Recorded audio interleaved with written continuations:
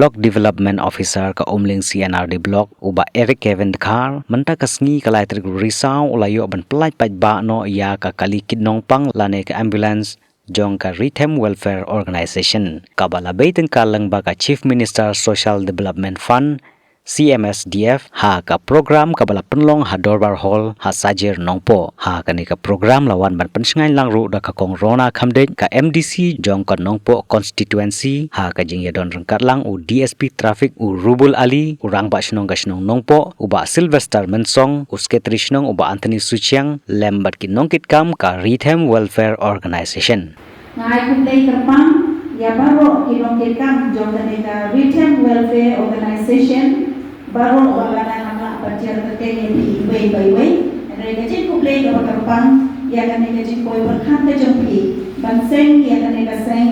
bat aku cuci kolon bapin warna lane bapin koi termau banra ya kan ambulans ban beliau ya kan ambulans ban termau ban apply lempar kan skim CMSDF mon ya teman kanong kajing ay jing syakli ya di bagba nongsong shnong kajing ganti ke jompi natip kamde ke besung bak apapun kapi apply kan ka ambulans ru ngasno bana ayola kan ya trade kan perti ka pila to ka application shau chief minister pila phang ban putin ya na dam kala ko yang ne perwit namar ban piok tadak sakut apo PRPA nanda kalau semblong, bahkan kalau tak dulu publish pun kajing step kejopi, bantu step profile, bantu step ya kalau rupam terekam, kalau bang dulu lak bang release dan bang IT do ya mereka ambulans, pila perlain bang file, pila perlain dulu bang yang kadi agar mereka ni ketika janji ke pemerintah sebenarnya di Shikadei bandar kaki officer open step yang akan lem kalau kajing Islam lem kalau kajing sakut. Bersyukur di Jerman penyiar yang ketika program kami iba nongkrong di MDC bodong-bodong ini di Madam Rona Khamdek di Rambak Shnong di Basil Sekretari Shnong dan ini Pak Las but if baro balayawan lang ni patro banyak members yang kan Rhythm Welfare Organization di ningkong relasi pun dapat lang yang aru bandon lang kami ka program ta kasni ban pelat yang ketika kali ambulance nementa ki nongsong shnong yung ka Riboy district kabali jungi kabaan nakwa ban nakaliang ka office jungi nakaliang ka office yung video ba ya kani ka sanction tang macupin siya ya kani ka sanction niyo ya ka sanction hogunay ba niyo jong news nam